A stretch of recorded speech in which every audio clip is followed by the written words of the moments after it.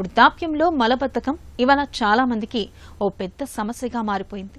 వయసుతో పాటు అరుగుదల తగ్గడం, నీళ్లెక్కువగా తాగకపోవడం, నిత్యం వేసుకునే కొన్ని రకాల మందులు వయసు మళ్లిన వాళ్లలో మలబద్ధకాన్ని తెచ్చిపెడుతూ ఉంటాయి. అయితే ఆహారపు అలవాట్లను తిరిగి గాడిలో పెట్టుకోవడంతో పాటు జీవనశైలిలో కొన్ని ప్రత్యేక జాగ్రత్తలు తీసుకుంటే వృద్ధాప్యంలో మలబద్ధకాన్ని సులువుగానే అధిగమించవచ్చని చెబుతారు నిపుణులు. ముదిమి వయసులో మలబద్ధకాన్ని తగ్గించుకునే మార్గాల గురించి ఇప్పుడు తెలుసుకుందాం.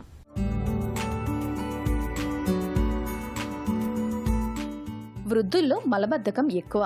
ఇందుకు చాలా కారణాలే ఉన్నాయి. పెద్ద వయసులో చాలా మంది రక్తపోటు, మధుమేహం వంటి జబ్బులకు మందులు వేసుకుంటుంటారు. వీటిల్లో కొన్ని మలబద్ధకానికి దారితీస్తుంటాయి. వృద్ధులు తగినంత నీరు తాగకపోవటము ఒక కారణమే. పైగా మధుమేహం గలవారికి మూత్రం ఎక్కువగా వస్తుంటుంది. దీంతో ఒంట్లోంచి నీరు ఎక్కువగా పోవటం వల్ల మలం గట్టిపడి సమస్యగా మారచ్చు. థైరాయిడ్ హార్మోన్ తగ్గిన వారిలో పేగుల కదలికలు మందగించి విసర్జన సాఫీగా అవ్వకపోవచ్చు. వృద్ధుల్లో కుంగుబాటు ఎక్కువ. ఇది మలబద్ధకాన్ని కలుగజేయొచ్చు. చాలా మంది రోజు విసర్జన కాకపోవటాన్ని మలబద్ధకంగా భావిస్తుంటారు. నిజానికి వైద్యపరంగా వారానికి 3 కన్నా తక్కువసార్లు విసర్జన అవుతుంటేనే సమస్యగా పరిగణిస్తారు. లక్షణాలు ఇవి: వారానికి 3 కన్నా తక్కువసార్లు విసర్జన అవటం, మలం గట్టిగా ముద్దలు ముద్దలుగా ఉండటం, విసర్జన సమయంలో ముక్కటం లేదా నొప్పి, మలం పూర్తిగా బయటకు రాలేదని అనిపించటం, మలాశయం మూసుకుపోయినట్టు అనిపించటం, వేలితో మలాన్ని బయటకు తీయాల్సిన పరిస్థితి తలెత్తటం.